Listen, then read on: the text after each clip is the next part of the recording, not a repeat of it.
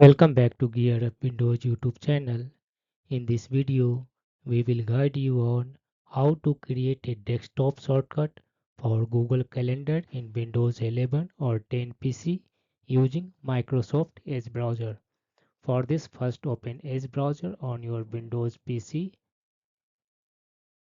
and then open Google Calendar and log in to this one. After that, select this one padlock and drag it to the free space on the desktop. Now close this one Google Calendar. Rename this one shortcut to Google Calendar.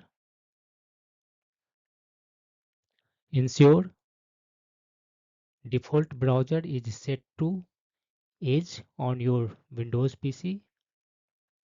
Now whenever you will just double click on this one desktop shortcut, it will automatically load Google Calendar in your Edge browser on your Windows 11 or 10 PC.